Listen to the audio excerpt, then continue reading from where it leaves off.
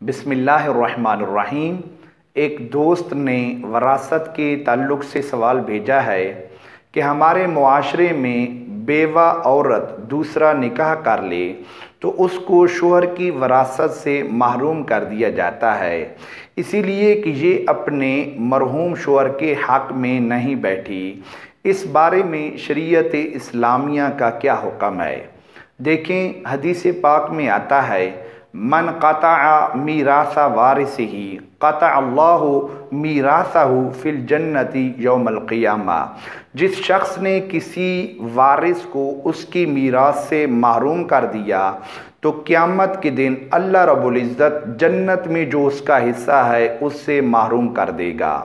ایک اور حدیث پاک میں آتا ہے کہ اگر کوئی شخص ناحق کسی کی ایک بالشت زمین پر قبضہ کرے تو قیامت کے دن اس غاصب کے گلے میں 7 زمینوں کا طوق پہنایا جائے گا۔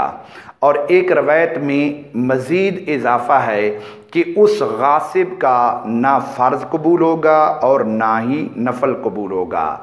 شریعت اسلامیہ کے قانون کے مطابق میاں بیوی ایک دوسرے کی وراثت کے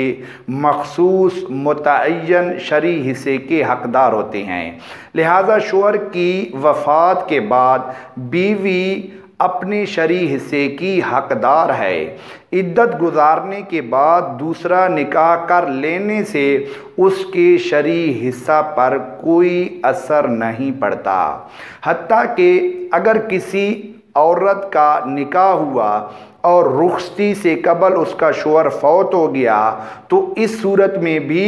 یہ منقوہ عورت اپنے شوہر کی وراثت میں شرعی حصے کی متعین مخصوص حصے کی حقدار ہوگی، کیونکہ یہ عورت اس مرحوم کی بیوی ہے۔ اسی طرح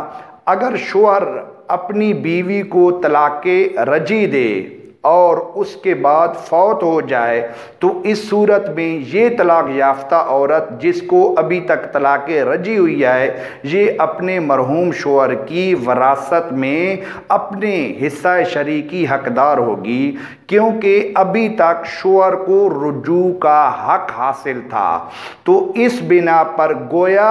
شوہر کی وہ بیوی کے حکم میں داخل ہے، تو لہٰذا وہ بیوہ عورت جس کو ابھی تک طلاق رجعی ہوئی ہے وہ اپنے مرحوم شوہر کی وراثت میں حصہ شرعی کی حقدار ہوگی۔ خلاصہ یہ ہے کہ اگر بیوہ عورت دوسرا نکاح کر لے عدت گزارنے کے بعد تو سابقہ شوہر کی وراثت میں اس کا حصہ ہے، اگر اس کو نہ دیا گیا تو یہ ظلم عظیم ہے۔ اللہ رب العزت کی بارگاہ کے اندر دعا ہے اللہ تعالی ہم سب کو